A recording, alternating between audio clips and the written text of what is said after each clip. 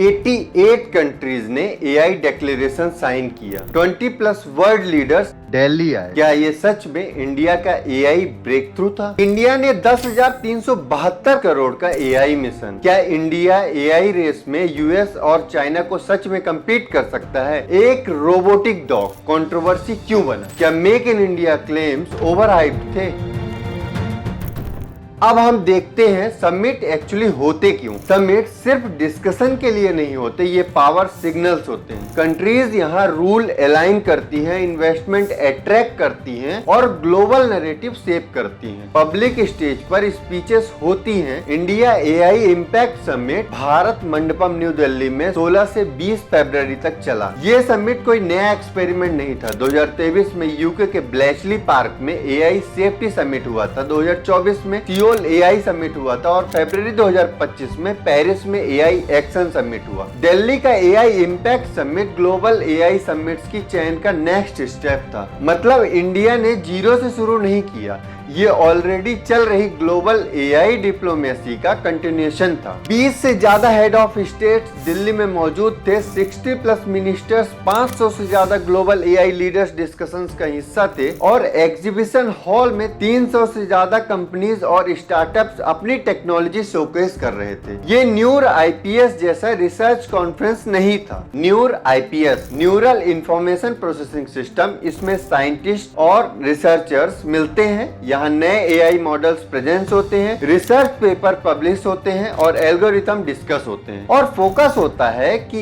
AI technically और powerful कैसे बनाया जाए। लेकिन इंडिया एआई समिट में पिक्चर अलग होती है। यहाँ गवर्नमेंट्स, मिनिस्टर्स और पॉलिसी मेकर्स होते हैं। यहाँ डिस्कशन होता है एआई को रेगुलेट कैसे करना है, यूज कैसे करना है और ग्लोबल लेवल पर रूल्स को कैसे अलाइन करें। डिक्लेरेशन को 88 कंट्रीज ने सपोर्ट किया। मैसेज क्लियर था, एआई को रिस्पॉन्सिबली डेवलप करना होगा, कंट्रीज को कोऑपरेट करना होगा और टेक्नोलॉजी का फायदा पब्लिक तक पहुंचना चाहिए। लेकिन ये लीगली बाइंडिंग ट्रीटी नहीं है, कोई इन्फोर्समेंट मैकेनिज्म नहीं, कोई पेनल्टी क्लॉज नहीं। मतलब गुडविल स्ट्रॉन्ग है, एग्जीक्यूशन अभी क्लियर नहीं। इंडिया ने 10,372 करोड़ का एआई मिशन अनाउंस किया। इंडिया एआई मिशन के under government 20,000 additional high and GPUs add कर रही है। टोटल कंप्यूट कैपेसिटी 58,000 जीपीयूज तक एक्सपांड करने के प्लान है। ये कंप्यूट सब्सिडाइज्ड रेट पर स्टार्टअप्स और इनोवेटर्स को दिया जाएगा। साथ ही इंडिजिनियस एआई मॉडल्स डेवलप करने पर फोकस है, जो इंडियन लैंग्वेज और लोकल नीड्स के लिए टेलर्ड होंगे। सुनने में सॉलिड लगता है, लेकिन यूएस के पास एनवीडिया लेड चिप डोमिनेंस है। चाइना सेमीकंडक्टर स्टैक बिल्ड कर रहा है। India high and GPU largely import करता है, इसलिए ये डोमिनेंस स्ट्रेटेजी नहीं है। ये इकोसिस्टम बिल्ड करने का स्टार्टिंग फेज है। समिट का सबसे वायरल मोमेंट कोई पॉलिसी नहीं थी, वो था गैलगोटियाज यूनिवर्सिटीज का रोबोटिक डॉग शोकेस। उसमें पहले उनका क्लेम था ये इंडिजिनियस इनोवेशन है। बाद में मीडिया रिपोर्ट में एलिगेशन आया डिवाइस चाइनीज ओरिजिन का था। स्टॉल रिपोर्टेडली बंद हुआ, मीडिया बैकलैश हुआ, क्रेडिबिलिटी पे सवाल उठा। अब सबसे इंपॉर्टेंट और कम डिस्कशन वाला point, data centres. AI models चलाने के लिए मैसिव डेटा सेंटर्स चाहिए होते हैं। डेटा सेंटर्स का मतलब use electricity consumption, water cooling demand, land uses, environmental load. America में कई जगह डेटा सेंटर एक्सपांशन के खिलाफ लोकल प्रोटेस्ट हुए। लोग वाटर यूजेस और पावर ग्रिड प्रेशर को लेकर कंसर्न है। कंसर्न सिंपल है, जॉब तो लिमिटेड होते हैं, लेकिन इलेक्ट्रिसिटी और वाटर इंपैक्ट लोकल होता है। अब इंडिया का डेटा सेंटर एक्सपेंशन फास्ट दिख रहा है। सवाल ये नहीं कि डेटा सेंटर गलत है या सही है, सवाल ये है कि क्या इन्वायरमेंटल सेफगार्ड्स होंगे, क्या ट्रांसपेरेंसी होगी, क्या लॉन्ग टर्म प्लानिंग क्लियर है या सिर्फ इन्वेस्टमेंट आ रहा है, यही नैरेटिव डोमिनेट करेगा। ये डिबेट इंडिया में इतनी विजुअल नहीं है जितनी वेस्ट में है। तो क्या ये समिट वर्ल्ड का सेकेंड या थर्ड बिगेस्ट था? अटेंडेंस के हिसाब से तो नहीं, रिसर्च के हिसाब से तो बिल्कुल नहीं, बस पॉलिटिकल प्रेजेंस के हिसाब से टॉप टियर में है।